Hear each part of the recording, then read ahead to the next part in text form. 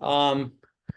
So the things that we have covered so far, something that we should review a little bit, is chapter 10. If you remember, well, let's just, I'm going to assume that you guys were here last week. So I'm just going to focus on some of that, and then I'm going to go back again to some of the review part. So one of the things, that I want to highlight here is the Blessed Lord, right? Whenever you see Blessed Lord, it really doesn't mean a whole lot. I think all it means is that there is a deeper voice that is speaking through Krishna, right? The greater form that thou hast seen is only for the rare highest soul. So what happened in chapter 11 was that he saw, he was given, Arjuna was given a view of this massive, what is God in a way. But the better way to look at it is that, everything is coming out of God, which, in this context, it is consciousness. So everything is coming out of consciousness, and everything goes back in consciousness. So he sees this craziness of people emerging and people dying, right? But is it like seeing through eyes? And I don't think it is, right? So, but the book kind of is a poetry, so it comes across that way. A lot of people tend to believe that, but to me, it is a deeper sense of Arjuna realizing it from himself, within himself, that, boy, wow. So things are coming out and going back in. So there's nothing wrong with death, yet it is kind of scary, right, in a way. So a lot of this me and everything is that deeper voice that is coming from deeper place from Krishna's point of view.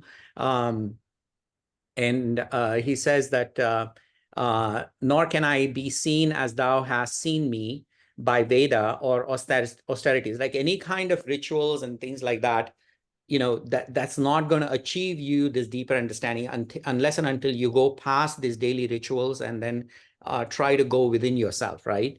And that's where you can experience this like vastness, and it can be seen, known, right, entered into only by that bhakti, which regards, adores, and loves me again, right?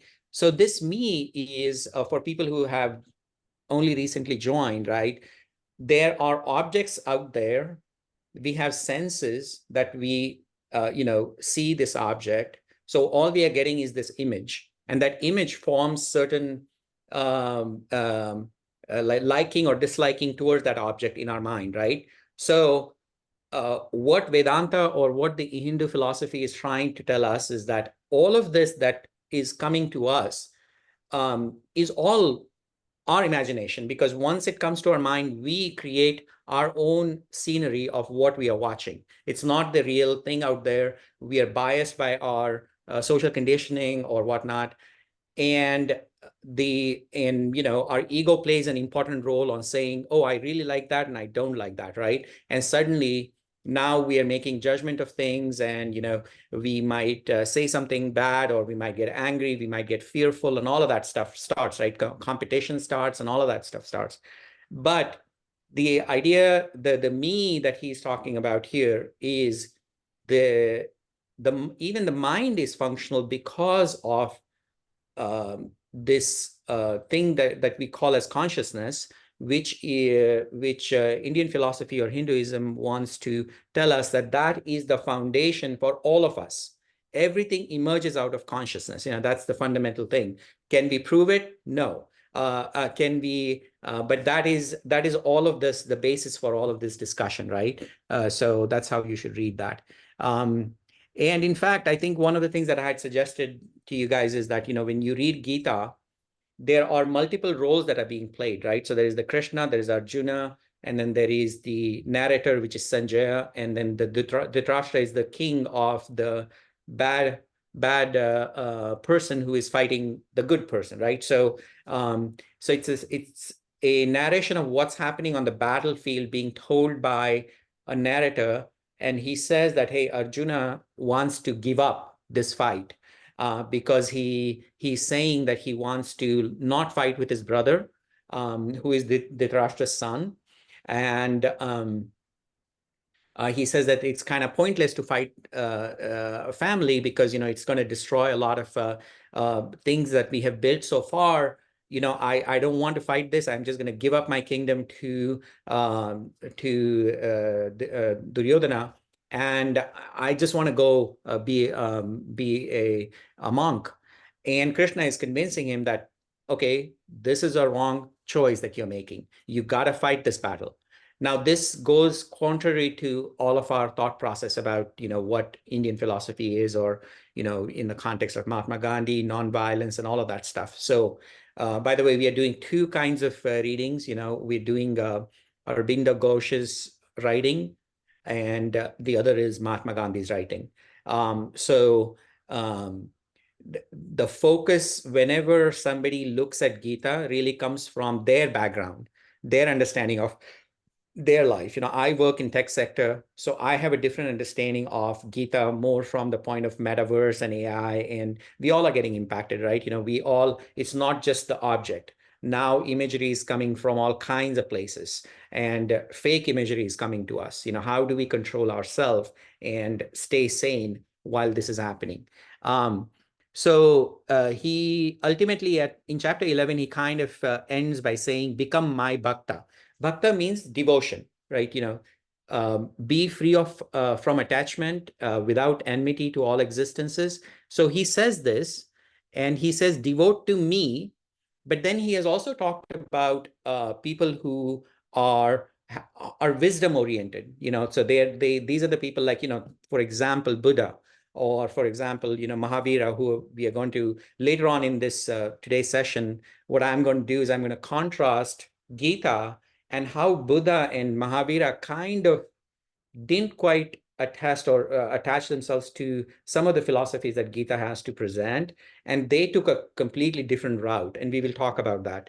Um, so, um, so there is the wisdom path, and then there is this devotion path, right? So these are the two paths that are sort of laid out in front of Arjuna to make his decision.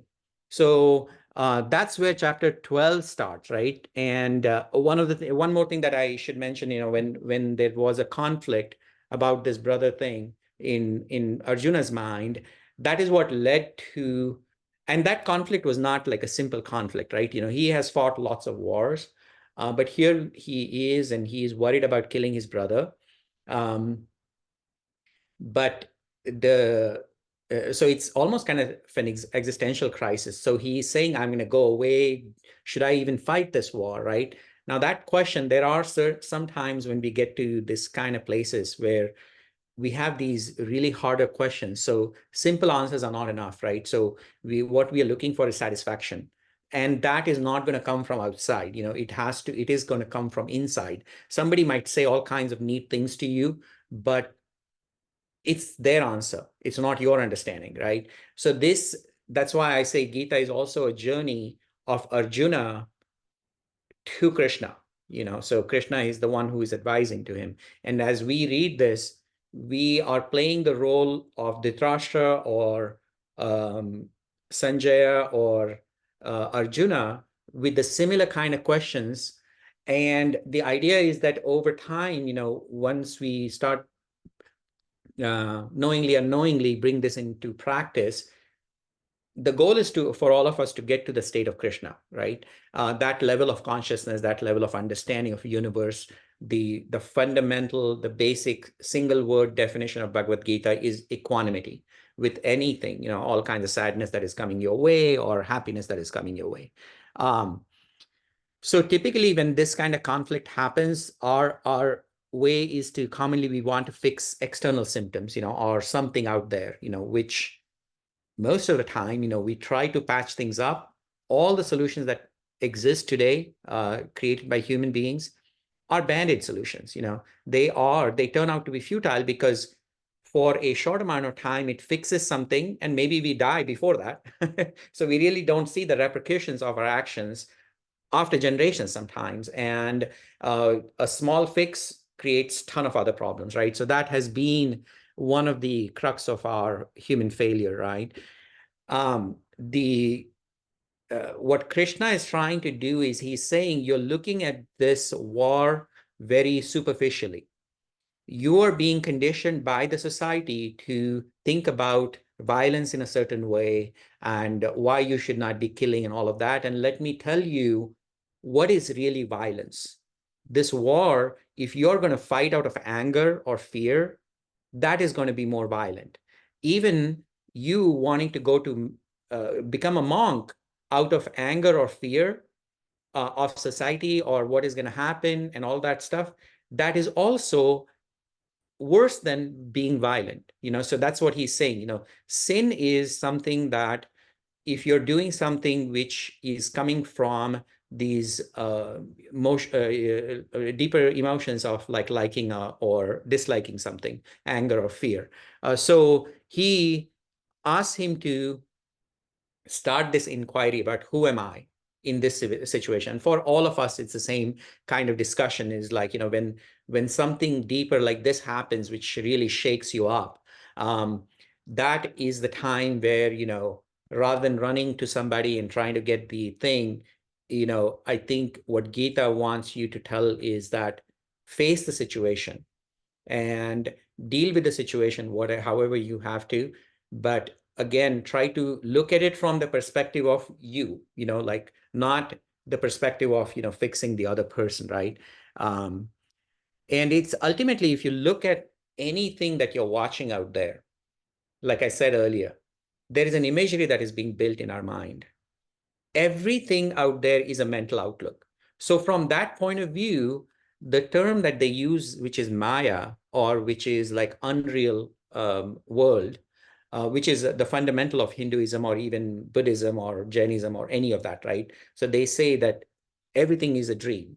The point of that is that it really is a made up thing, right? In our mind, whatever we see, I like this person, I don't like, we really don't know what is out there, like 100% we don't know. There is limited senses that we have, limited spectrum of vision, limited audible senses and all of that stuff, right?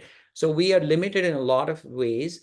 And then our mind has a concept of past and future. So it is even more limited from the conditioning that brings about in your thought process about what is happening now. So from that point of view, everything out there that is coming to you is a mental outlook. So this happiness, sorrow, excitement, relationship, being a mom, being a dad, being a husband, all of that is really a mental outlook. So in that sense, what you are positioning, the vision of what you're seeing, is really your understanding of that person. It's as if you're playing the role of that person in your mind. So, which is what a dream is, isn't it? In the dream, if I'm dreaming about my lover, I am imposing some of the views how the lover has to behave with me in my dream.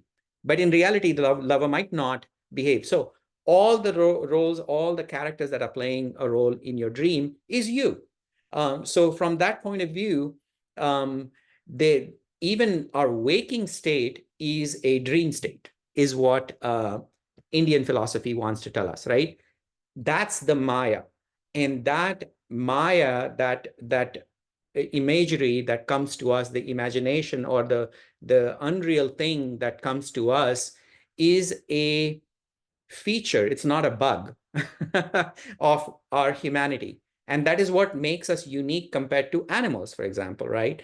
Or a stone or a tree or any inanimate object. We have this almost godlike ability. Why godlike? Because, we have an ability to become happy or sad on a given situation. We have a way to react. And we tend to kind of take that for granted. That comes from the ability of our mind to be conscious, or our brain to be conscious, or our eyes to be conscious. And we have a different understanding of everything that comes to us. And that understanding, so they say there is Sat Chit Anand, right? Existence, awareness, and happiness. So a rock has existence, right? It exists. So we don't know 100%, like much like I don't know 100% what's happening in your mind, but we don't know a lot. Let's say, a rock doesn't have the ability to be aware. Um, and it doesn't have the ability to be happy. I mean, at least from our point of view. And then there is plants, there is animal. And so there's these different levels of consciousness, if you will. And then finally, you get to our state in a way where we can have this notion of peace. We are always driving towards peace. Elizabeth, did you have a question? A quick one.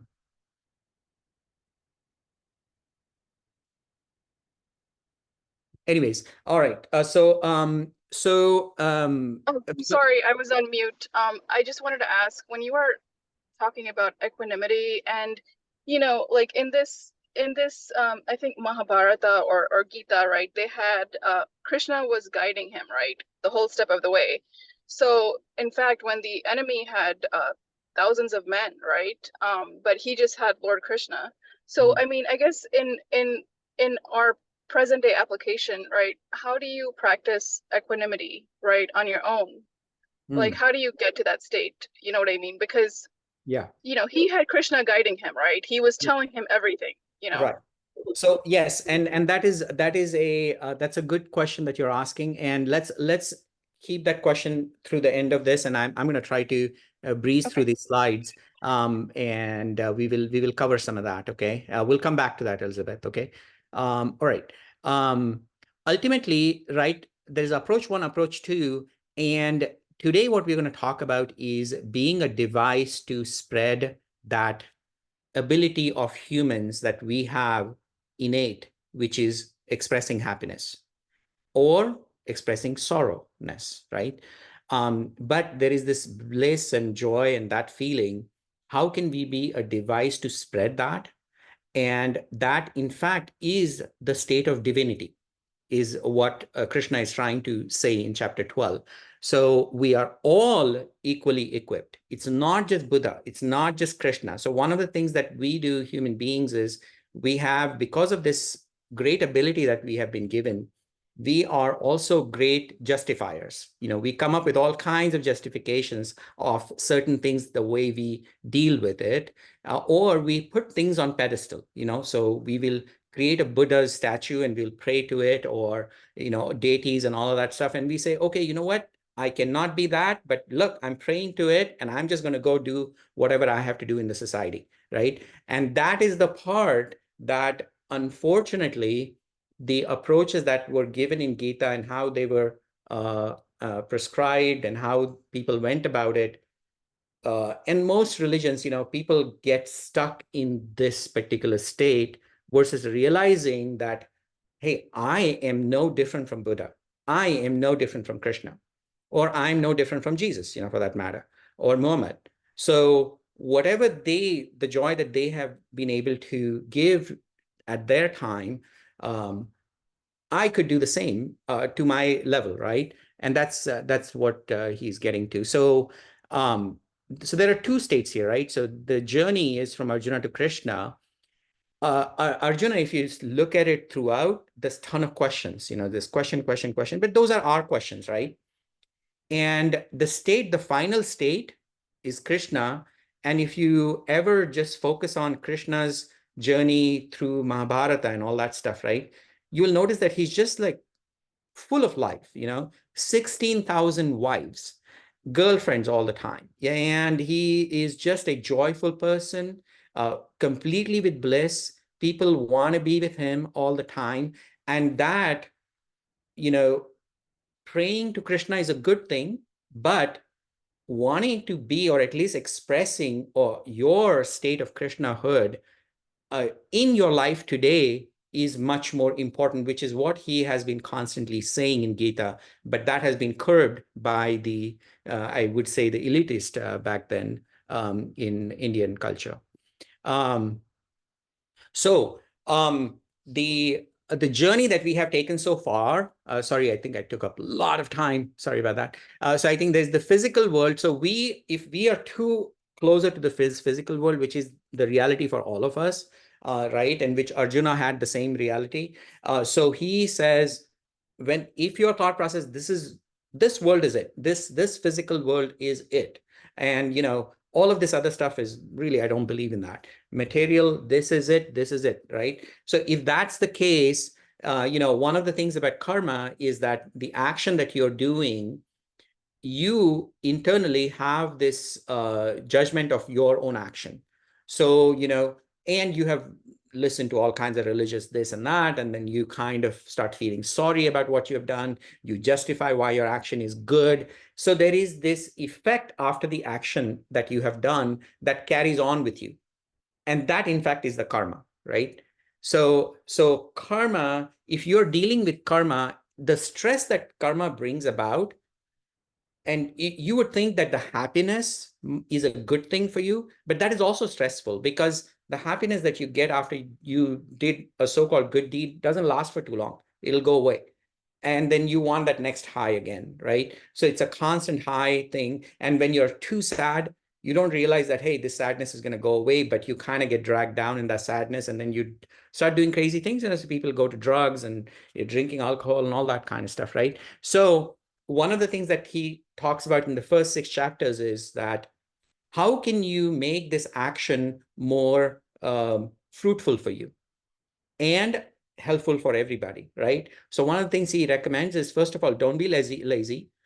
Always do action, and do some work. Keep yourself busy. Now, when you're doing that work, there is a goal that you're trying to achieve. He says, don't focus on the goal. Focus on the action that you're working on right now. And that action, you should be expressing joy at this time. If you're continuously focused that, hey, when the goal happens, then I'm going to be happy, then you've postponed your happiness. And your ability to express happiness, you have literally just kind of shut it down. And you're constantly thinking about future, or you're thinking about the past. And you're living in these both places, and none of those are real. This is real here, and your ability to express happiness, you have completely shut down, and that is the divinity has been killed, basically. So he says that if you're doing an action, just do it because it is bringing happiness to you. And you can also, one of the things he recommends is dedicate it to me, Krishna. So if you are a God believer, and if you say, hey, you know what, I'm doing this for Jesus, or I'm doing this for Krishna, I'm doing this for Muhammad, or whatnot, right? Good, that's good. But a deeper sense of that is that, I am doing this action, and when I'm doing this action, uh, our ego might come in the middle saying, oh, you know what, I don't like this, or I don't like that, and all of that stuff. And that is what causes the stress. And he says that needs to be shut down, right? And so it is coming directly like a clean action. So if you're in the zone, that's one of the phrases that people use, when you're in basketball or whatnot, you're just so peaceful at that point, right? And so that is, to me, that is the understanding of, like, I am dedicating my action to Krishna, or that consciousness, meaning my ego doesn't matter. And so there are two ways, in the first chapter, he talks about I'm doing, becoming the doer, and thus the sufferer. So we talked about that, right? So there is a good example of the charioteer and the passenger. So here what you're doing is you're saying, I'm going to take the control of the chariot, right? And then you cause all kinds of problems. The second through sixth is, you can say God is functioning through me, or somehow I need to keep my ego at bay. Find your device. If God helps you to do that, great. But if you have a better way, like Buddha had, he said, there's no God, yet he found a way to deal with the world without ego, right? So that is possible as well. But that is, we're going to see, Krishna says that is a very difficult path to follow. And one of the things he talks about is these are laws, like fire is hot. Some people are angry. Some people are happy. Some people are this. Some people are that. So one of the very, very old philosophy called a Sankhya, basically it said that there are these inherent laws in everything, and they are acting against each other or towards each other or whatnot, right? So don't you be participating into that, right? Don't let your mind get worried if somebody's angry at you. he is angry because of something going on in his head or whatnot, right? So I think that is one of the ways to look at this. And he talks about karma yoga in the first 6 chapters. Now, so when your thought process starts broadening, right? So you do come to a point in your life where you say, there's got to be something more than this, right? So after you do all your earning and money and traveling and all of that, you're like, boy, there's got to be something more to this, right? So now you are open to widen your spectrum. And this is where he goes into chapter 7 and stuff like that, right? And that widening the spectrum is recognizing the unknown. So there are certain things that we know, which is the first section, which is the physical world. Now you're like, oh, there's things that I don't know. There's got to be something interesting out there. And that is divinity, right? We some of these phrases have become so outdated and so much baggage is attached to them.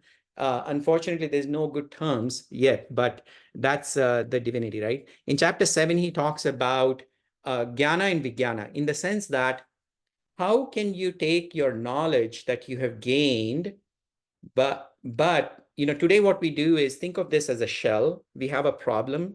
We come and fix that problem, right? That's it. Here's another problem, we fix it. Here's another problem, we fix it, right? But the person who is fixing that problem, he or she has not really looked within to get to a certain place so that they can see all the aspects of a given problem and not just provide small fixes.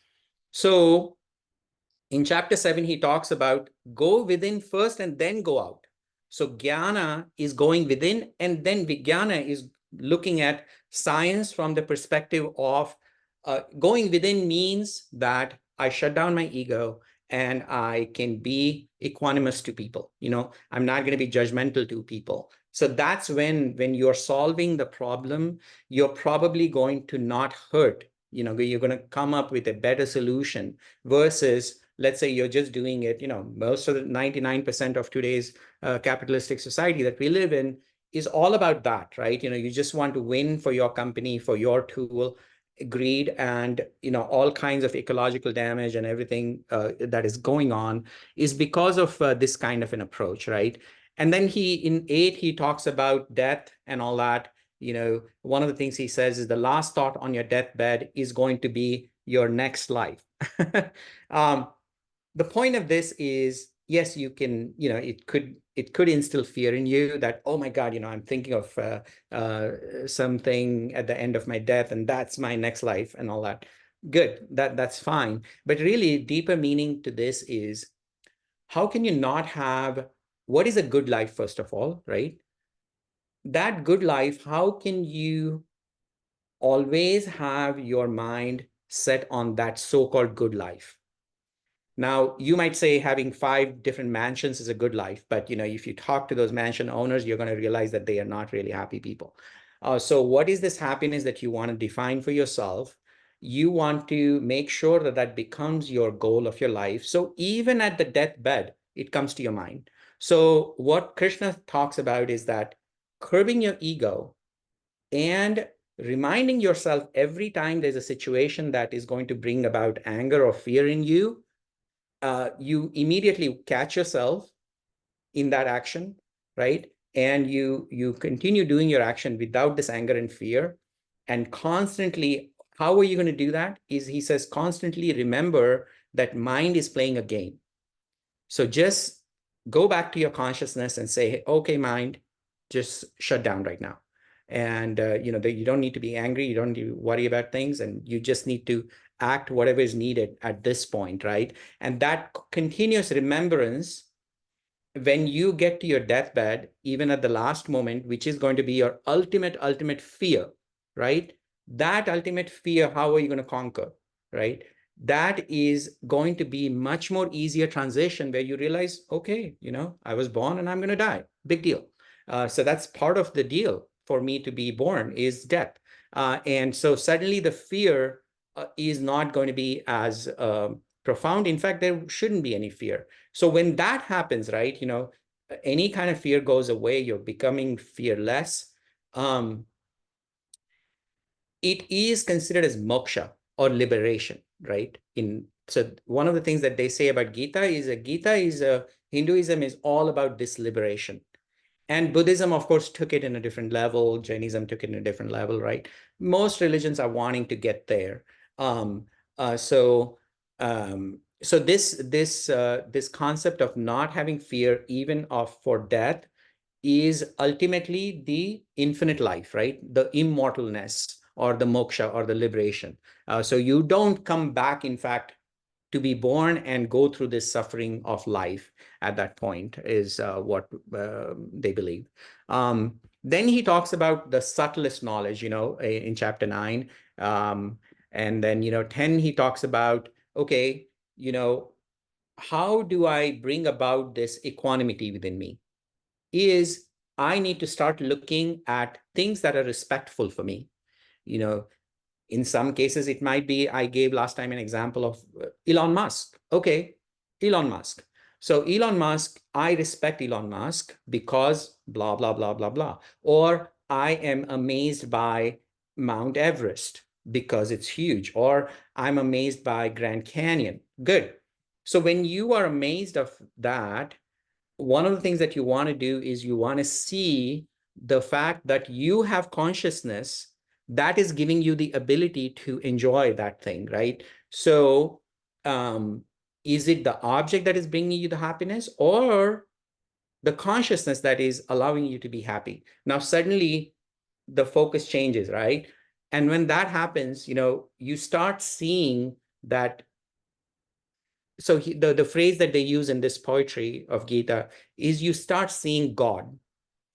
The way I take it is you're seeing consciousness, right? You're realizing that happiness that I get when I see Grand Canyon is because of my consciousness. If I was not conscious, it's nothing for me. So you start seeing these objects best in the class of that object, right? And then you start appreciating that from a different perspective, not because the society has told you to appreciate that. We have been told that rose is beautiful. Okay, so we just take that as a granted thing. But what is this beauty? Like, why do we feel this emotion of beauty? And why are we feeling so happy about seeing the rose? Um, and immediately try to question, is it because society has told me, or am I actually seeing the beauty? And am I actually getting the happiness out of this, right? So that's the whole thing of chapter 10. The point is start small, and then he comes to chapter 11 where he suddenly now Arjuna has gotten into this state where he realizes, oh my God, everything on this planet, which is where Krishna ends at the end. It's fine, you're seeing all these peaks and everything, but even in a small piece of sand, there's vastness there. It's beauty there. And you start appreciating everything as if they are all made of me or consciousness, um, and really just a minuscule amount of me. So the Virat means the vast. So Krishna gets this vision at that point where he sees people dying into God and coming rebirth, birth out of God, right? All of that stuff. So you can watch that earlier video, and it's just it's the most dramatic piece of Gita, I would say, chapter 11. And then the chapter Bhakti is going to talk about devotion more from the point of, okay, there's the wisdom path, and then there's the devotion path. And why is this path more easier than the path that Buddha and Mahavira took, right? So Arjuna asks, you told me about all this stuff. You told me about which of these have the greater knowledge of yoga. Knowledge of yoga meaning me coming in, I'm me merging with God. That's really what yoga means. Of course, yoga also, all those balance exercises and all that stuff is there. But ultimately, yoga means meeting with something larger than me. And he says, those who seek after thee, which is Krishna, which is the devotion path, or those who seek after the unmanifest immutable, right? That is the other Vedantic approach where, you say this is that vastness, God is like completely formless and all of that stuff, right? So he says, am I looking for a form thing or a formless thing, right? Now, one way to look at this is, you can kind of internalize this and look at all the issues that are going on around religion on the planet, right? For centuries, isn't it? Like millennia, I would say. Um, is that people take these paths so literally and all the rituals so literally. But really, these paths were meant for you to get somewhere and transcend, not stay on that path and form your home, or not buy these deity statues and put them on a pedestal and continuously do the ritual. While that is really awesome, one thing that one of the Swami says is that, if we can create this small statue and we can pray to this statue, and we can consider that little piece of mud or clay as God. God has created all of these human beings and all of these amazing creatures all around this world. So why can't we respect God's creation, much like how we respect this little piece of mud or clay, right? So that is that what needs to happen to you is that clay form is not supposed to take this vastness, but you should realize that this is clay and so is everybody else, and start seeing deity everywhere, right? Or God everywhere. But that has obviously not happened. And um, and a lot of this is primarily because, hey, I have read about this and I know about this and I really like this, and you better believe in this, right? Otherwise, you are not, I oppose you, and I'm angry at you, right? And this is that I-ness, right? So suddenly the knowledge can make you egoistic. So one of the things that he says here is that if we jump into the path of wisdom, one of the downside of that is you might get blocked by your own ego. So you might not transcend at that point. So ultimately, the goal is what? The goal is to curb the ego, right? And if the knowledge and wisdom kind of makes you egoistic, then it is completely lost its purpose, right? So bhakta is extinguishing this this ego. And Krishna says all of these paths are good. Paths, there's nothing wrong with these paths, right? They all are good. But one of the downsides of this any path is fine approach that Krishna gave, I think, is that it led to all kinds of uh, practices in India that made a lot of us forget the goal. So there is a lot of these deities and worshiping and all of that stuff, but I think people wanting to understand other human beings, that kind of got blocked, right? So that is where um, Buddha and Jainis, the Mahavira, they kind of said that while this poetic language in Gita is awesome, but it has been kind of taken over by the elite class, and they are controlling the masses. And there's all kinds of bad practices going on. So they came up with this eightfold path for Buddha, and there's threefold path, fivefold path by Mahavira Jain. Both of them said there's no God, there's no Atma, none of this stuff that you have heard from the thing, Hinduism and all of that. And this is the path. This is, not only should you read, you have to understand, but you have to bring that in practice.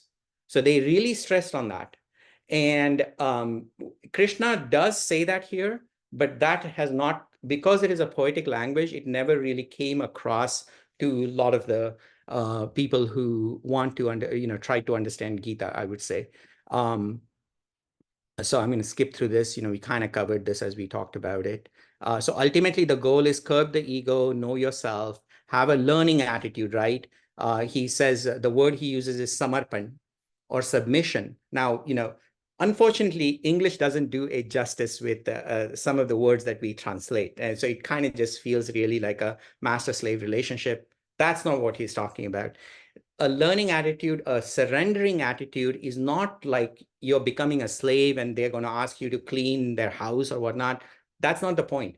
The point of surrendering attitude is a humility in every situation so that you can have a more productive, let's say, a discussion, productive outcome for both the parties, and you might learn something out of it, right? So you always want to, this constant disciple thing that he talks about in Gita, I don't think that has come across strongly because of the poetic nature of the book, I think.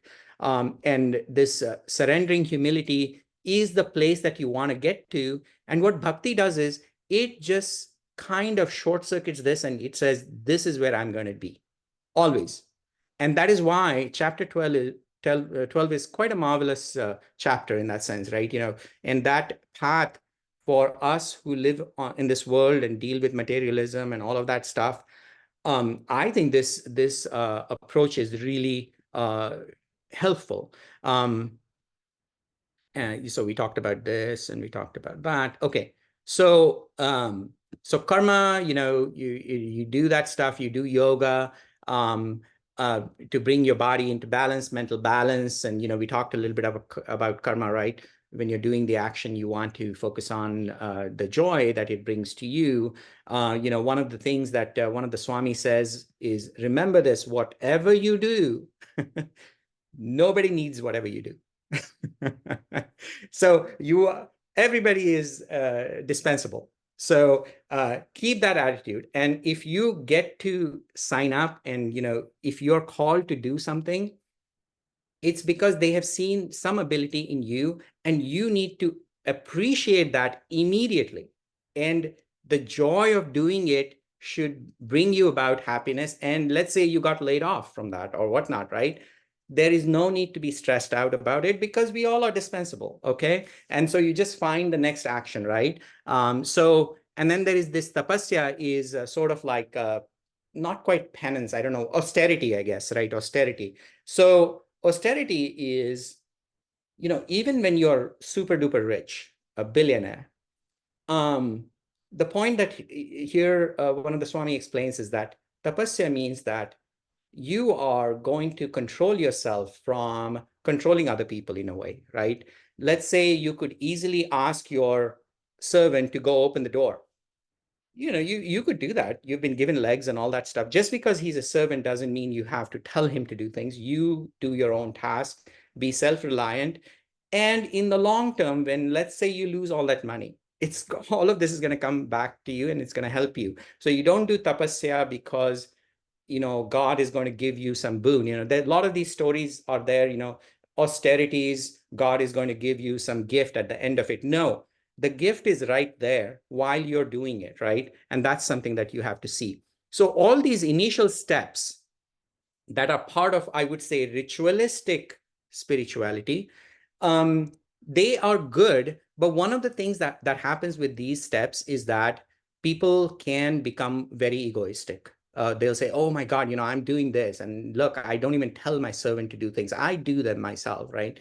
And now you might not say that to other people, but that is at the back of your mind, right? And some of the humility is lost. And, I was telling my daughter about this thing, which is no good deed goes unpunished. So I have a different understanding of this after learning this in Gita, right?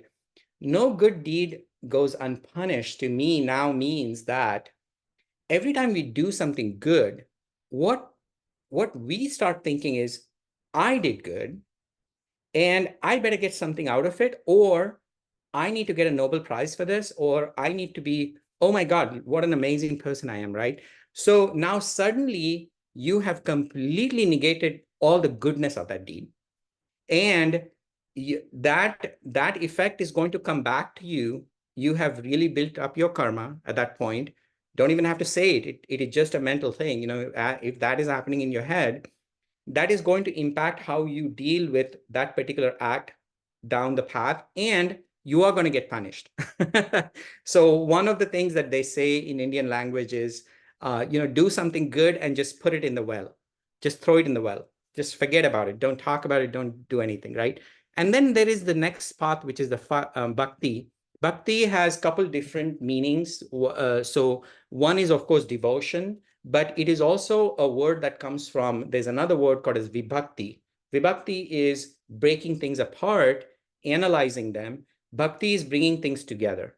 So one of the things that the Swami explains is that, when I look at you and you look at me, one of the things that I can immediately say that is common between us is you're conscious and I'm conscious. So there is something that is common between us, right? So we start looking at things out in the world and start looking at what is common between this world, between the things. And rather than looking at the distinctions, while the distinctions might be helpful for some transactional activity that you're doing, but focusing on that might lead to all kinds of problems, right? If you look at what is happening in the science side, right? Science, physics, and all of that stuff, we are now going from all kinds of theory of gravity to relativity and all kinds of, inventions, the discoveries that we have done. We are trying to find this unification theory, like so that this one theory can explain all kinds of phenomena. There is all kinds of different theories that have been put together. But if you look at the approach of physics and science to this unification theory, it is not about how is it going to bring me mental calm. It tends to be more about, okay, if I explain this, this is going to be some engineering marvel, and it is going to be used to do something. So we are always constantly trying to find some greed motive, right? Some profit motive out of things that we have developed so far. But bhakti really in this context is also a way to find a unification among things and focusing on that. So in this section 12, verse 12, he says, better indeed is knowledge than practice, right? So this is the answer to Arjuna. But better than knowledge is meditation, right? So knowledge is something that you gain and you realize, okay, this is good. But meditation is now you're actually sitting down and you're working on what you have read, right? Um, and then better than meditation, he says, is renunciation of the fruit of action, right? So as you're working on things, right? Meditation, many times we say, okay, I do 1 hour meditation in the morning and I'm very peaceful and I'm done. And now I'm going to go work. And then we are back to the, role of life, which is, dealing with anger and fear and all that stuff. And then we come back to 1 hour meditation the next day. That is good, but, make every moment of the day a sort of a meditative moment. And that meditative moment is sort of renunciation of what are we renouncing? We're not renouncing making money. No, make whole damn lot of money. And there's nothing wrong with that. But the thing is, what you're renouncing is this immediate reaction that comes to your mind when you see something. And that reaction might be coming from social conditioning and all kinds of other things, right? And as you get to this path, you're suddenly going to see some kind of a peace, is what the Hindu philosophy wants to tell us. So that is the way, right? I mean, so the reason I chose the way is this is quite in contrast to the Tao philosophy, right? Tao philosophy is all about, oh, there's no bhakti. It's very wisdom oriented, and so here, this is the way that Krishna wants to propose versus what Lao Tse or Buddha propose, right, in their own way. But again, nothing is in, like he says, both are fine. It's just like for us, this path might be easier. So then he talks about how do I detect I am on the right path, right? So he gives us all these different qualities from 13 to 20. So a couple highlights is, he by whom the world is not afflicted or troubled, he is the bhakta, right? Who also is not afflicted, right? Nobody is going to impact my mental peace or troubled by the world, who is freed from the troubled, agitated, lower nature, right? We were just talking earlier how, Jason has been spending time on philosophy and, these stuff. while he's free now, he could be doing gambling, he could be going to Las Vegas and all that stuff, right? But he is enjoying this, and thank you to him. He asked me to join this team, and we all are having great time too. We are enjoying this path, and so this kind of like um, we are sort of freeing ourselves from this lower nature is what the Gita wants to talk about, right? And from its waves of joy and fear, what Las Vegas might bring you, anxiety and resentment. And he says, Krishna says, he is dear to me. Now that's just a poetic way, but really what he's pointing to is that as you take these different paths, karma, yoga, and tapasya, and all of that stuff, you're going to get to this state, right? Um, so the peace that he's talking about is not just like turning down noises out there or running away from people. That's not the peace. The peace is the peace that you get in the middle of a fish market in India with all the noises, all that stuff, right? But internally, you're extremely peaceful. Nothing is going to even touch that calm inner lake that you have. Um, but because all that happiness that you are going to gain by turning things off, or what Arjuna was trying to do, go to the mountains and run away from the action that he was supposed to do, it's a mind game. Anything that is going to stay for a short amount of time, if meditation is bringing you peace or happiness just for that 1 hour, that is a mind game. That is not a real thing, right? So living in the world, not leaving the world. All right. So yeah. So all right. So I'm going to skip through this stuff because we touched on that.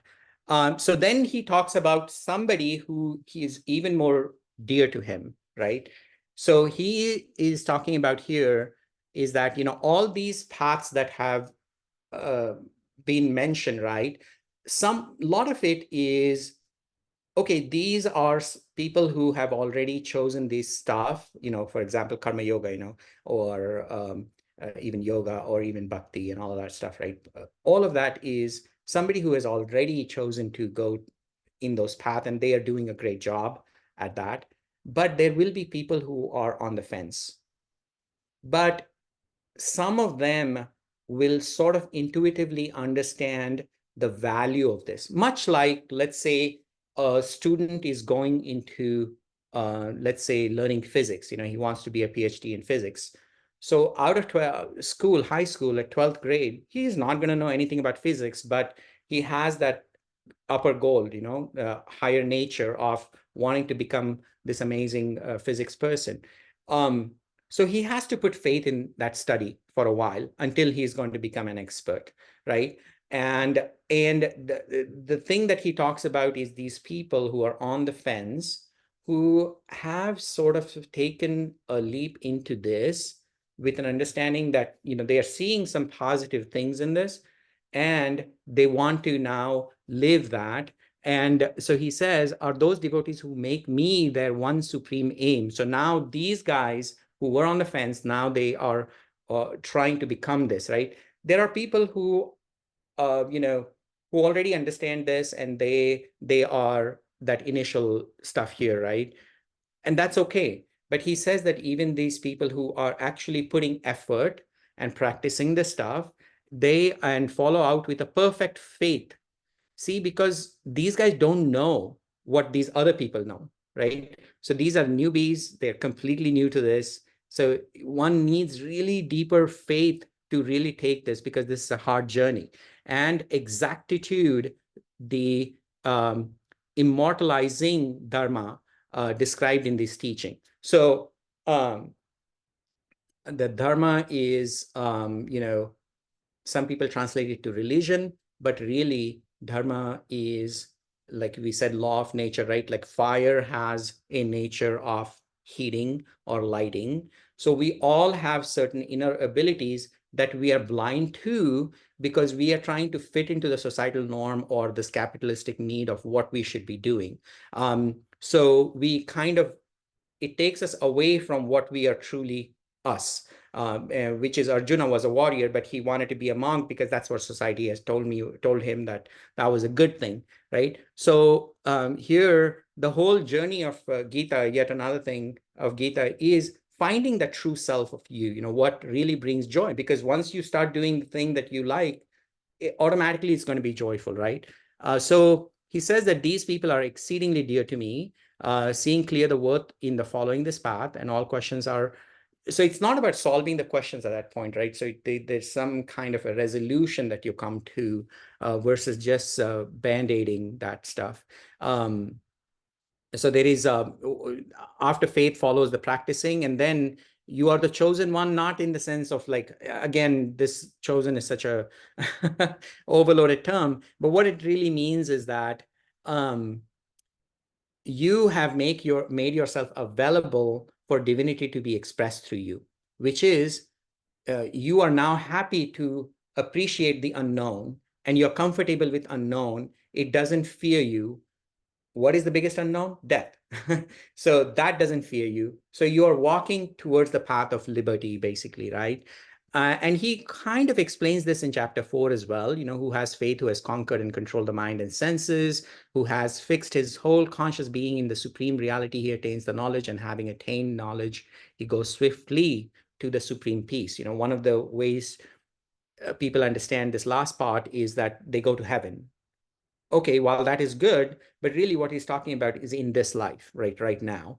Um, um, so for embodied souls like us, we are embodied souls. We really think that this body is me, and this is my house, I have a kid and all of that stuff, right?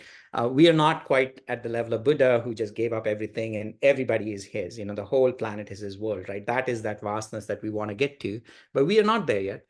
So he says that it's easier to be a bhakta and you get twofold advantages doing this path. One is there is certain, we are used to seeing forms, we can appreciate forms, so you get that benefit. So, following the path of devotion. But if you're willing to transcend, you can start experiencing the happiness that you gain out of this formlessness, right? The infinitude of the consciousness and, what we are and all of that stuff, right? So, yeah, so that's that. And, we talked about Meera a couple times. So one more time, I'm going to talk about her. She was a saint back in the days, and, she was a princess. And she married, she was a queen later on, right? And then she basically kind of left her husband, and then she became she would say that Krishna is um, my husband, basically. This person is not my husband. And she's known for her bhakti path, right? So she is an epitome of bhakti, much like Kabir is an example of that as well, right? So here is and she has written a lot of different songs and poetries and all of that stuff. A lot of Indians are familiar with Meera and Kabir. So here she says, no more brothers, nor family, nor friends, no one to call mine. Keeping company among saints, lost the honor from societal conventions, right? So we still are afraid what my neighbor is going to say if I do this. If I say crazy things like Krishna is my husband, people are going to call me mad, right? So there is that kind of stuff, right? That fear exists for us. So we tend to want to fit into the norms. And she says, mine is Girdhar Gopal alone and none others, right? And yeah, break the shackles of this me and see the vastness of me. So in the last few minutes, what I just want to contrast is one of the things, objection I think Jainism and Buddhism had about Gita. So with Gita, its teachers and us, meaning us students, the way we understood Gita over time is that bhakti became more of an outward appearance. Like, oh, I have to wear these orange clothes, I have to put that long thing, and then I have to become very austere, and I have to practice this. I have to wake up at 5 a.m. and then, eat food only in the morning and blah, blah, blah, right? So there's all these things, sort of like became a fashion statement, almost like, outward appearance. And Jainism, Buddhism kind of did, at least from the guys who created it, right? Like Gautam Buddha or Mahavira, or even people before them. Not so much the followers, I would say, but they diverged from the popular misunderstanding of Gita. What happened was Gita being a poetry and was written in a language like Sanskrit, which was not very common for common folks back then. Not a lot of people read and wrote, only few people did that, right? So the way the information was disseminated, but also how it was received. A lot of people lived around the concept of God fear, right? Oh, I'm going to go to heaven, I'm going to go to hell if I do this. And so there is all these, which is what Western philosophy, Western conditioning also does, right? There is laws and ethics, and if you don't follow this, you have to pay fine, you have to go to jail and all that stuff. So you're not doing good because you want to do good. You're doing good because you're afraid that the cop will catch you. Um, so what Jainism and Buddhism does they kind of codified stricter guidelines, and not leaving things as a poetry. Now, one of the things which is very ironic is that Buddhism talks about no idol worship, yet the most number of statues on the planet is Buddha statues. So if Buddha saw this, I don't think Buddha is going to be really happy of how Buddhism is going around. And Jainism, one of the biggest thing about Jainism is their nonviolence, right? And Mahatma Gandhi was very inspired by that, right? So in his nonviolence, and they take nonviolence to a quite an extreme. The monks especially, and the people who follow Jainism as well, right? So they almost kind of gave up on farming, basically, because farming causes a lot of damage to living beings, in their opinion. And that is non-violent, sorry, that is violent. And many became business owners, right? So they said, okay, we're not going to do farming, but then we have to make money, so we're going to do the business, right? So because Mahavir said no more farming, we're going to do business, right? Yet business, as we know today, does a lot of damage too. And now we are in the world of metaverse now, or AI and all of that, right? Every generation, as they have gone through these different philosophical enlightenment, I think they have come up with their own eightfold paths, if you will, right? Buddha came with his own. I think in this time when social media is playing such a big role in our lives, and metaverse is going to cause a lot of havoc in AI and all that stuff, there needs to be a new revival of something different that is going to help us stay human. So like I was saying earlier, one of the things in Jainism is that, these three become like the foundational pillars, is that there is the knowledge itself and your own understanding of that knowledge. It's not just reading the books. You have to read the books, but then you have to gain that internal understanding. But then you have to also build a character around that, right? So they kind of stress that. And if you look at Gita, it kind of leaves it loosey-goosey in a way, right? It leaves it, or at least if you don't take the deeper understanding of Gita, you might be left with something that might not help you transcend. And one of the things Krishna also says that, you're going to have these multiple rebirths, and you are eventually going to get to the state of Buddha, nirvana state. So while that is good, it also lets people do all kinds of crazy things, assuming that, oh yeah, we're gonna enlighten sometime in future.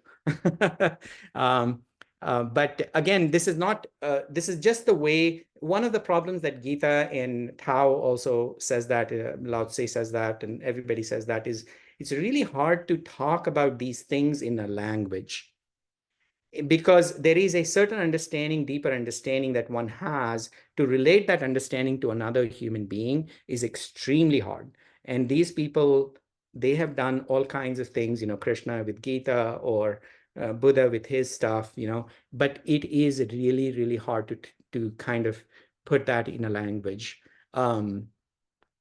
So the approach that we have had so far, There something that I was watching on YouTube about Jainism. They have this understanding that everything has its own existence. Everything has an intrinsic and an extrinsic property. So there is a connection within, but then there is connection to every damn thing out there, right? So, we talk about environment. When we talk about environment, what is environment? It's an envelope around one thing. So the one thing here happens to be the man. So what we have done is we have become the center of everything. That's how we make our choices when we talk about environment. But there is another movement, which is ecology, right? And ecology talks about this connection between things. So we human beings are not the center of it. And that is a much better way of dealing with the world. And Jainism already was talking about it way back when, right? So one of the things they have, much like Buddhism has nirvana, they have what is called as kaivalya. That final state, or the moksha in Gita, right? This state of kaivalya in Jain philosophy is about, what they say is, if you really know one thing really nicely, deeply, completely, you pretty much know the whole world, because that one thing is connected to every damn thing out there. So that's one of the philosophies that they believe in, right? I just want to mention Arne Nays. Again, I came across in that lecture. He really kind of took this to another level with the deep ecology movement. Some interesting papers and stuff that he has. So one of his observations, I think he's Danish, I think, or Netherlands or somewhere, I think. But basically, he said he just passed away 10 years ago, I think, 2000 or 20 years ago, I think. So neither industrialization nor anything else, but philosophy has destroyed ecology, is what he believes. Aristotle, Descartes, Newton, all of these guys, who tend to be the founders of Western thought process, they always looked at things by breaking things down, isolating things, analyzing, right? And that kind of what it did was everything was looked at in an isolated way. And what that also led to is favoritism, in the sense that you liked a certain thing and you really wanted to do more of that. You really did not understood the repercussions of that as you kept on doing more of that, right? And that we see that today, right? Some of the things that we did 30 years ago or hundreds of years ago, we are seeing the effect of that now, right? So he strongly believed that Gandhi or his practice will save us from the ecological crisis, right? I think I'm trying to bring this up in the sense that we have been studying Gita for last so many months now. There was some criticism and some valid criticism. I would say this is one of them, in my opinion.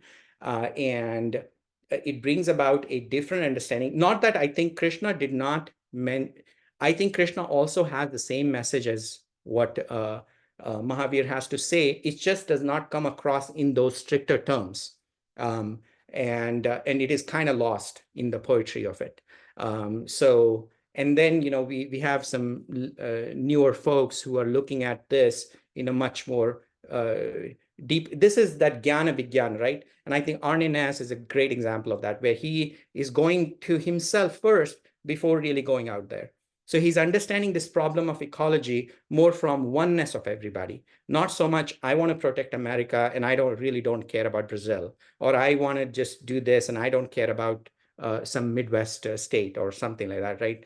Which happens to be how we are living these days, or forever, I would say.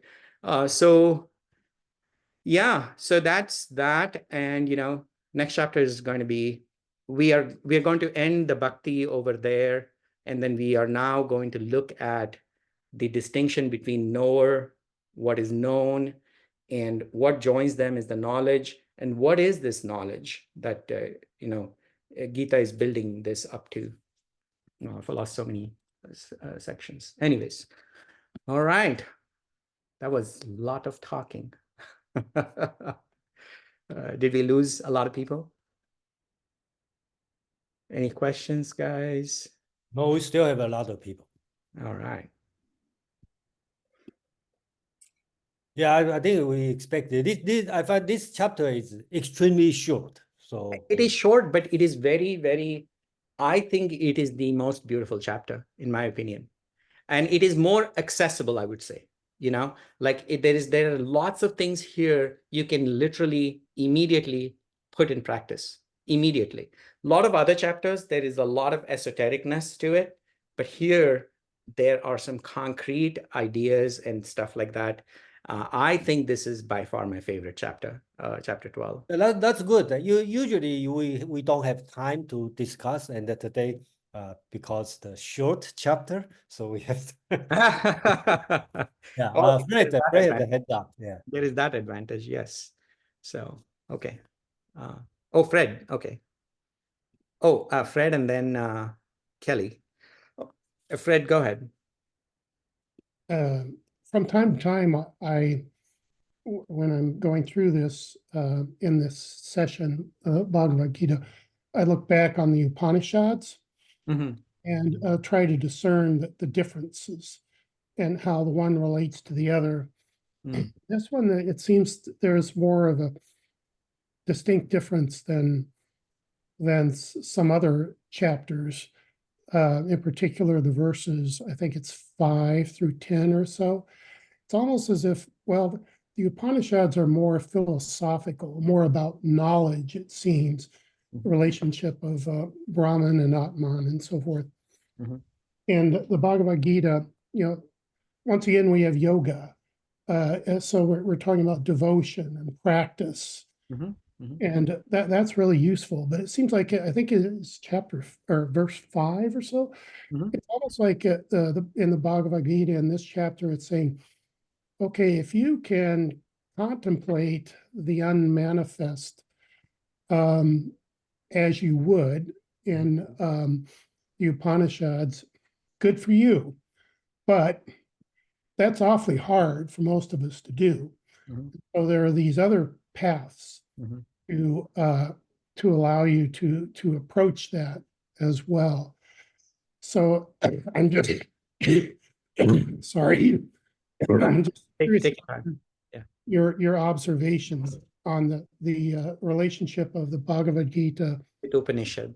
Yeah. to Upanishads in general. I know that's a big topic, but in No, particular, no. I can cover that in a couple of sentences. So that's a great point that you bring, which is what I think a lot of people, when they come towards Hindu philosophy, uh, the Vedanta practice and Upanishad seem to be kind of very stimulating to us who like to read and philosophize, right? And one of the problems with that path is that while the philosophy is extremely deep, that kind of understanding can block us, much like what has happened on the devotion path, where people get blocked on the statues. Here, on the wisdom side, people get blocked on the knowledge. So they're like, okay, I've collected this and I've read this and I get it. All right, done. The book goes on the shelf.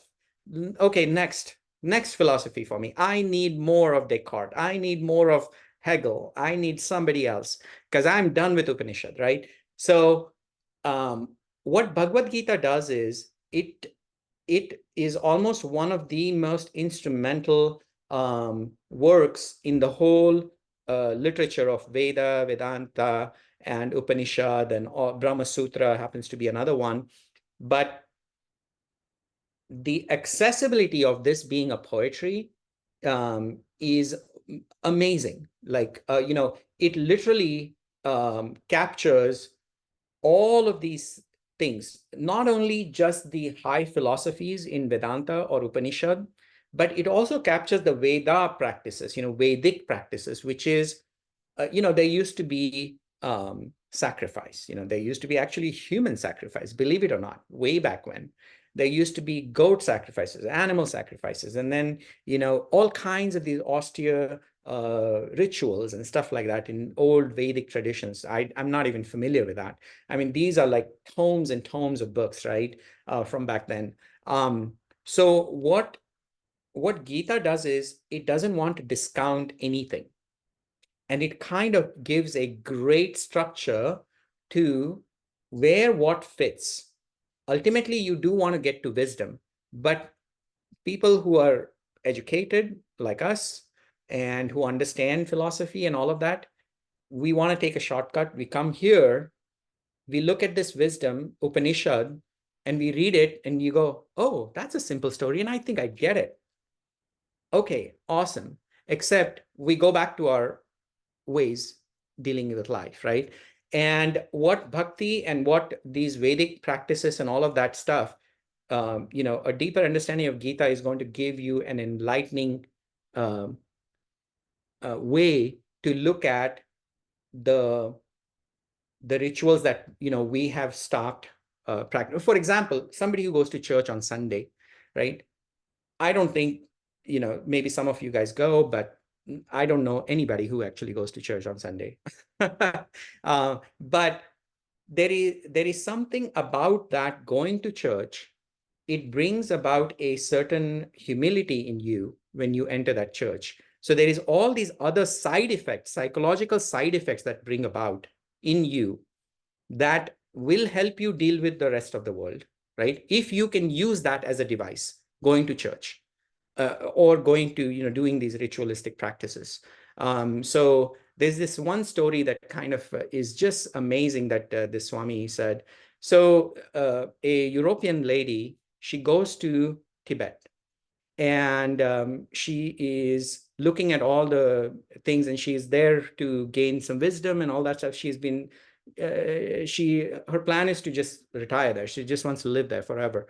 And she goes there and so one of the things that they tell her initially is all you do is learn how to do this.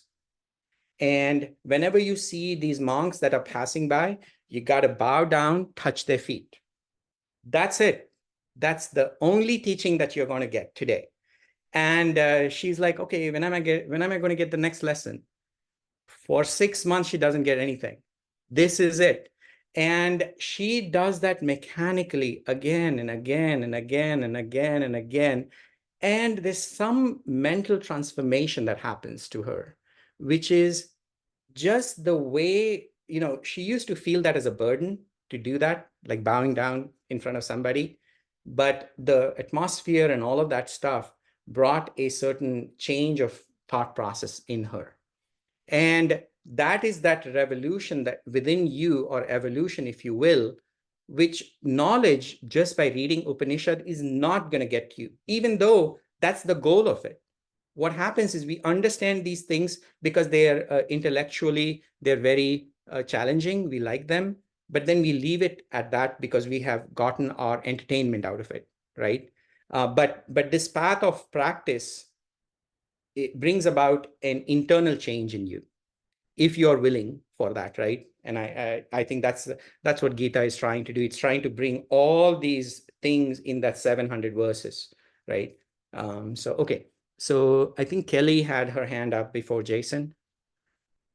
Yes, I have a question Sure. that I've been struggling with for 30 years. Hmm. And that is, how does one reconcile equanimity with the longing that arises from or even catalyzes devotion?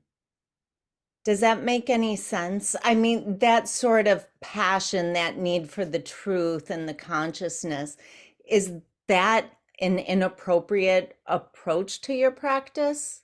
Oh, so repeat that. Equanimity, but with a practice attached to it. Is that what you said? Right, so within this realm, Yes. we really work not to have likes and dislikes or, aversions or whatnot. But there's, for me anyway, a longing or a passion to access that truth or that consciousness. Is that inappropriate? Does that go against what we're trying to do? Oh, okay. So wait, I really need to understand your question. I think what you're asking, if I'm understanding it correctly, is there is an element of equanimity, but then there is you want to get there, but it is hard. is what you're saying. Is that right? Maybe I'm not understanding it. No, it's that idea of, for lack of a better word, I come from a Buddhist background, right? Is, that aspect of mind training where Yes. you're not driven by desire or by fear. Is it okay to Want it? desire the truth or to Ah. feel that sort of longing? Okay. So wanting that particular type of like, oh, I don't want to have desire and I don't want to have this, right? But Well, you feel it for your path. if yeah. So I think the word longing itself, I think, think of it, right? We say longing in terms of like it's unachievable. You kind of, it's not reachable, right? So one of the things that I have tried to look at Buddhism for a lot of months, I would say, or years.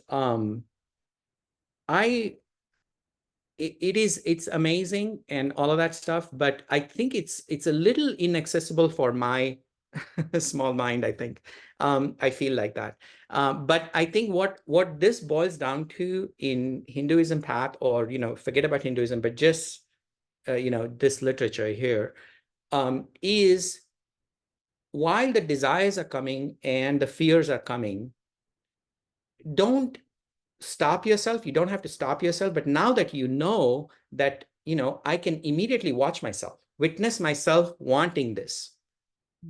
I want, I don't know, ice cream, for lack of a good example. I want to eat that ice cream so badly. And yes, there's a desire. You immediately separate yourself and you say, oh, Kelly wants to eat the ice cream. Or Kelly is getting angry, So you can observe your thoughts, right? You can observe yourself, and that is the mindfulness. And, at that point, you can go ahead, be angry, go ahead, be Kelly, let Kelly do the thing. You stay away. Let Kelly go and do that thing, right? Whatever she wants to do, go, let her do it. But over time, you do that many times. What happens is the I guess the stroke of that effect of that anger or the desire for that ice cream is going to wane away. And you're going to, that is in fact what he talks about, the last thought that you're going to have is going to be your next life, right? The constant remembrance is going to be your last thought, effectively. The constant remembrance, and that is your tapasya, or your offering, if you will, to God, is that every time this desire comes, don't worry about stopping it, but just observe it. Just observing that you are having that desire is going to eventually bring about a change in you.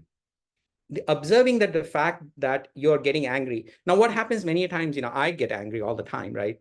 My daughter is listening on this call. Actually, she's on the call. But I get angry.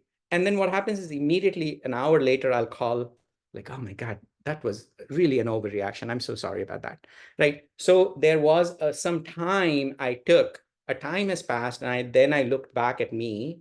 So I am witnessing me, but that is in the past.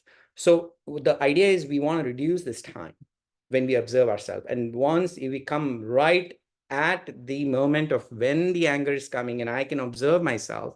And that to me is what Buddha is trying to say when he says mindfulness, mindful action, which is I am completely in control of my mind. And while that is happening, I can observe it. I might still do it, but now I'm witnessing it, and the force of it is going to blunt out over time. I don't know if that makes sense. May I ask a follow-up question? Okay. Okay, because I've begun to leave that path behind. I've found that rather than renunciation, a lot of Westerners just repress, right? And so there's something that that really draws me to Hinduism. And I think you gave me an insight that that surprised me, that's really exciting, is when I do my Hindu practices, there's a sense of longing or love or desire there, right? But you mentioned that the longing is usually for something unattainable. So does one want to rein that in? And instead of longing for it as though it's something unrequited, Yeah, so that there it's is, right. Yeah, I think, yeah. So I'm going to distinguish this using two words. One is becoming, one is being. So Okay. becoming is this longing. Oh, I want to become this famous actress. I long to be this very famous actress. Okay, well, start living it. There's nothing stopping you from living it now. Even the small roles that you get on the stage, local stage play, put your 100%, 200% in it. And because that's something that brings you joy, not that it is going to make you the best actress in the world. And the fact that you do that at a smaller level, there's more likelihood that you're going to be the best actress over time. And we can do that with our spiritual practice. Everything, spiritual practice and all of that. I think spiritual practice somehow has become bottled up, but even going to all the mundane tasks, dealing with your husband, working with a boss, working in a factory, acting, movie, all of this stuff is, you got to make all of this spiritual. There is no spiritual something. You got to make this spiritual, in the sense that you got to understand that these mundane things are there for you to understand yourself every day. Making that morning breakfast, doing that lunch, cleaning, all of that stuff, you need to have a way to come back to yourself, right? And that is that constant remembering of me, is what Gita tries to tell that in a poetic word. That remembering of me is not remembering of Krishna. But if that helps you, use that as a device. You're not coming to you, but you're focusing on Krishna. One of the problems that we have is that, because we have taken the reins in our own control, and we have these ego, and we don't have ego, we have egos, in the sense that we have multiple personalities depending on who we are dealing with. We are different with our kid, we are different with our boss, we might be different with XYZ, there's different faces that we have. So one practice is to go from many faces to one face. Now, how do you get to this one face?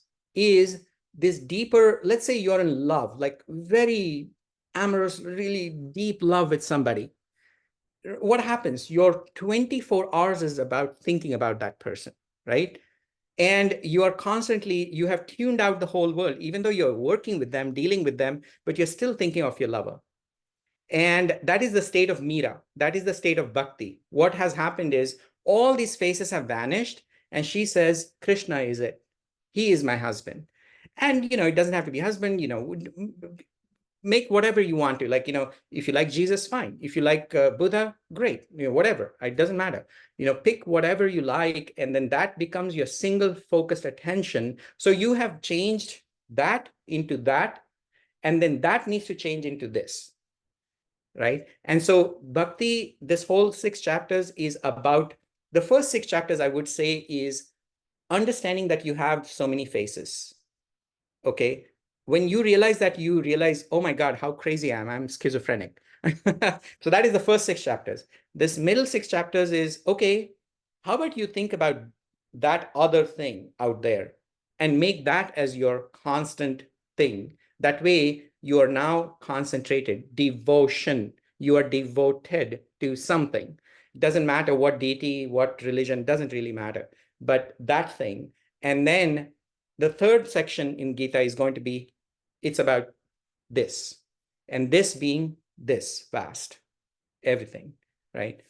Hopefully that answers your question. Yes, thank you. Yeah, okay. Jason, you had raised your hand.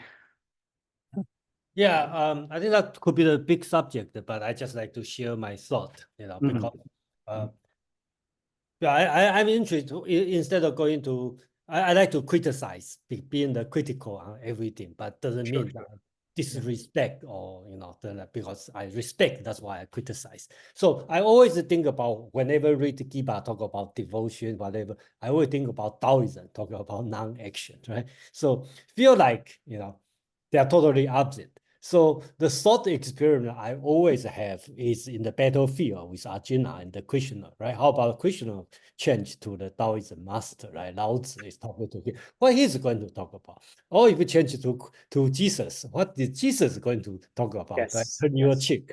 Or sometimes if you change it to Confucius, right? Does Confucius going to talk about this, right? So or Buddha. I mean, if Krishna met Buddha, so what would be the conversation? You know? yeah, to me, it's like a very good thought experience. It's very hard to say who is right, who is wrong. And sometimes you see they do opposite thing, right? Like you directly take Taoism non-action and Krishna talk about the devotion. It could be totally opposite, 180 degrees. But they are not. But they are not. But sometimes Ultimately, you feel they are not. They probably talk about the same thing, but it's beyond our language to yes. explain. Like, oh, you say they are the same. Okay, are you talking about action and the devotion are the same thing? I say, well, it's opposite, but you know, in a way, we deal the same thing. We probably get the same solution. Who knows? You know, that's just my thought. You know. No, and I think you're right. I think Arjuna was the questioner here, right? Arjuna was asking the question. Arjuna was a warrior. So if it was Buddha that was standing there and Buddha said, look, man, I really am done with this. I have gone through all kinds of practices for last 6 years, and I don't understand anything from them. I don't think they provide any value. So ultimately, what Krishna is really trying to get to is, one is your character. One is your deeper nature. You know, for example, Jason, you have found a passion in philosophy. Let's say, I'm going to assume that. So you found that passion. So it's almost like fire finding that it can light things and it can make things brighter, but it also provides heat and it can bring down the house, right? So if the fire forgets that, then it is going to do all kinds of crazy things. You know, if fire wants to be water, it's not going to be a successful water. So we on this planet, that is called as in Gita's language, it is called as swadharma. My law, the law that I am here to satisfy on this planet. What is that? And in this case, Krishna is reminding Arjuna that, do you really think that monk is your swadharma? Is that really what you have come here to fulfill on this planet? And it took you this long, you know, it took us so many years, like the Mahabharata epic, you know, it's vaster than Odyssey, for example, right? There's so many events that happen before the battlefield starts. And he says, like, now is when your conscience has arisen. You know, this war is going to happen. People are going to die, regardless of you or not. You know, you're losing your chance to really get some glory out of this. And it's a free thing, benefit you're going to get. But also, your real swadharma is not being a monk. You're going to go to the mountains and you're going to think about warrior-like things. You're going to sit under the tree and do some crazy things there, because that's the path that you think society wants you to take. Now, if Buddha had been talking, or Lao Tse was talking with Krishna, they came up with a proper understanding of life, depending on where they were in their life situation, I think Krishna would have said, okay, you want to go be a monk? Be a monk. That's fine. That's your inner calling. Ultimately, he is, you know, you will see the last line in chapter 18. He says, Krishna says to him is, look, I've told you all these things, but I will leave it up to you at this point, Arjuna. Do what you think is right for you, not because I'm telling you. Right? That's where he ends. So if it was Buddha who, you know, is an enlightened person at that point, he was talking, he would have continued on his path. And, so, you know, Arjuna continues to be a warrior, because by this time he has realized that he was saying all this stuff only because of societal conditioning. So yeah, I think that's a great thought process. Yeah, and the way I more thought about is have Buddha or Lao Tzu or Confucius or Jesus take the Krishna's position. Not oh yeah, how would they? Okay, yeah, you're right. But I think that would probably a too big a subject, right? No, but I think you're right. You're right. I think they have different philosophies, and I really want to believe that they would advise this same thing, because all these people, I think, Krishna, Jesus Christ, Muhammad, Lao Tse, all of these people are at the same level of understanding that, you know, we are mere mortals. So they are at the same level of understanding. I think if Jesus was talking to Arjuna at that battlefield, I want to say Jesus would have said the same thing that Krishna is saying to Arjuna, 100%. Well, anyway, thank you. But I'd like to share one thing I read about the Mahatma Gandhi. Right, he talked about when he want to pursue the moksha, but if he fear the moksha is go to the Himalaya mountain and become a monk, right, he will definitely do it. But he feel the moksha he can have is through love his neighbor, okay, free his country, and help all the countrymen. That's why he's doing that. So that's yes, and that's the thing, right? Everything that you do, you being a software engineer, if you can bring about happiness on this planet by being a software engineer, do that. By being an actor, if you're going to bring happiness on this planet, do that. By being a mom, or you doing all these philosophy classes, or if you're going to bring the happiness on this planet really means happiness to yourself. And if going to the mountain is going to bring you happiness and you're going to make this world a bit more peaceful, great, you know, do that. And which is what Buddha did, right? And all right, Elizabeth. I had a question about, based on your response, I think when you were responding to Kelly, I thought of something like, you know, I think you were saying that bring spirituality into different aspects of your life. It's like you can't compartmentalize it, you know, not just one area, like everything. It has to go transcend everything. But I guess my question is, how do you reconcile that? If you're going to do that, okay, how do you, or let's say you are doing that, how do you reconcile that with dealing with people? You know, because there's other people who don't necessarily see things that way. They don't believe, they have a totally different belief system, or they just don't want to have a belief system. I don't know. But Yeah, they kind of are superficial, you know, and petty, and you kind of have to deal with them, right? Because that's right. life. So So how do yes, you reconcile with that? Like, do you distance yourself from people like that? Because you already know that they're not going to see things your way, right? yeah. So I mean, one of the Swamis gives an answer to that, and he says that let's categorize these people in 4 categories. He puts them, right? Younger kids. Younger kids always understand that they are young. They deserve to make mistakes. They will make mistakes. So have a forgiving attitude towards younger people. There is peers, your friends. What does friendship mean? Friendship means that, you know, if that person makes a mistake, you're going to see past that mistake. That's friendship, right? Again, the forgiving nature. And I think I have that somewhere on my slide. And then the third category of people is elders. Elders always respect, you know, no matter what they do, right? In the sense that, you know, you have to understand where they are coming from. You have to understand that they don't have the advantage of what you know, given your situation, maybe, right? So you have a respectful attitude towards them. And then there are other people that are sort of, you know, you might, I mean, evil is a strong word, but, you know, you somehow, they kind of disturb you in a way. In that case, he says, you want to keep this attitude of indifference. Indifference in the sense that I'm not going to show you that you're wrong immediately now, nor ever.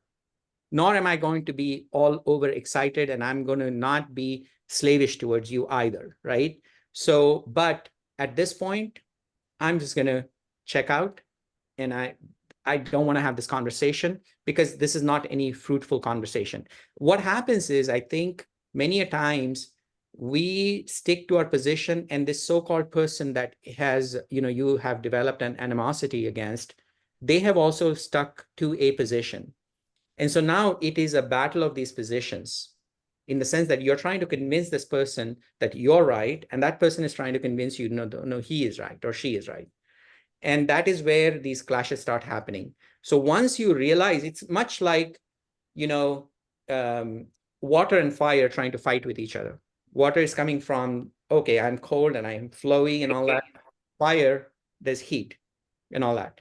So if water is trying to convince fire that, no, no, you cannot be doing that, then that is going to be a problem, right? So I think in these interactions, when you start realizing, oh, you know what, that is his dharma at this point to do whatever he is doing, and I need to get out of that. Like, not, and like, I don't, how do I protect myself at this point, right? And just fighting with him is not, or her is not going to be fruitful for anything.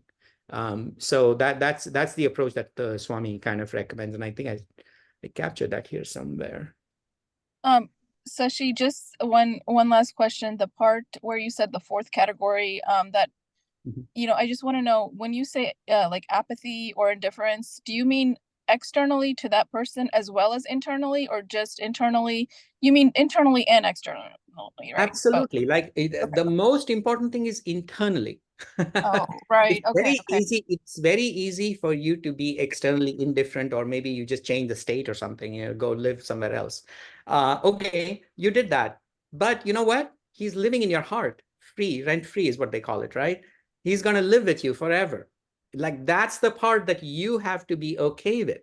And you have to really internally, it's all about internal stuff. That's why Gita is all about this, not that, right? And we make it about that, but it is this, right? So once you fix this, this will get fixed automatically. Once you fix inside, outside will automatically get fixed. And even if you at that point go and slap the other person, guess what? That is not considered as a sin. This is in fact what Krishna is telling Arjuna, is that you fight not out of anger or fear. You fight. You're here as a warrior, much like samurai warriors, right? With the moment there is the emotion that kind of muddles the situation, then it's a problem. And guess what? It's not really the problem for the person who is receiving the slap. The problem is for you, because you have developed a karma for yourself to deal with that slap for the rest of your life. Now, if you do that with no really guilt or nothing, it's a completely pure action that has come out of it. Hey, that's what you were meant to do at that point. It's okay. It's fine. And that he covers that in the so-called pure action, he calls it in, I think, second or third chapter. Is like when 100% your anger and fear is gone, whatever action comes out of you, whatever, it is not sin at all. Sin is anything you do with that level of ego. If there is an I attached to your action, that's a sin. Even if you're giving $1 million to charity, that's a sin, because you're going to carry that ego with you that I gave these $1 million to this charity. And that is the biggest sin. That is a violent action. That is not nonviolence. Nonviolence, according to Krishna, which will go quite contrary to all these other stories about nonviolence, is that you are not acting out of spite or anger or love, even love. You might be more favorite, favoritism might come into play. That's also not good. You're constantly wanting to relive the good things that you have achieved with that person. That's sin. The attachment part that Buddha talks about is like, detach yourself. Be in love with a detached situation. Enjoy your work with a detached situation. And Yeah. yeah. Anyways, I think that's a good question. Yeah. Thank you. Yeah, I think, I remember I read on the this part on chapter 12, right? Love with detachment, right? I remember I read this part. So I think about the three situations, right? You can love with attach, love with detach, or unlove with detach, unlove with attach. So, I kind of analyze this four situations, but anyway, I think it's 4 o'clock, and then we end up finish on. So thank you. We're gonna enter a new journey from chapter 13, and people who are interested in this, you can certainly watch the recording and come a little prepared. But as I said in the past, like when we finished the 6th chapter, I was asking Jason, should we call it done? Because this is enough, I think. Jason said, no, we got to keep going. Yeah, we need to finish it. Yeah. So yeah, we don't have to finish it because all of these sections by themselves are enough for somebody to go and practice and do whatever they want to do with it. So anyways, now that you know it, it's going to be hard for you guys to forget about it. So it's going to haunt you, man. yeah, I think that's important because each chapter kind of independent to, and then also talk about everything. It's no way to separate. Just like you talk about the what's the philosopher's name? I forget. You mentioned that you should not separate everything, right? I think that's yes. The ecological, like ecological, that thing. I think that's important because that's also because at this time probably my third time or fourth time read Gita. Okay, and then I remember at beginning I'm very confused. I say only the first chapter makes sense because there's a lot of name, right? Just like Greek philosophy, Greek mythology. So after that, I find out like, oh, come on, you guys, Indians, you talk about the same thing over again and again for 17 times, right? So, but after that, I start to understand the logic is different. It's not like Western philosophy. You say, okay, let's talk about mind. Okay, let's talk about body. Let's talk about the natural law. No, it's not. It's over the place with different focus. So if you read one, you probably know all. But it doesn't mean that you only have to read one. That's my feeling. So that's why I insist that you need to finish it. So no, of course. Yeah, we will definitely finish it. But yeah, no, I have been dealing with Gita for all of my life, and I've had many contradictory ideas, and I never really understood how my mom basically talked about it, or some priest talked about it, and I always wondered, like I always questioned that, like it didn't really connect with me, and yeah, lately I'm going back to it, and it's a different understanding now. Yeah. And also, it's not even it has become a religious text, but it really is not religious. I don't think there's anything about religion in Gita per se. But yeah.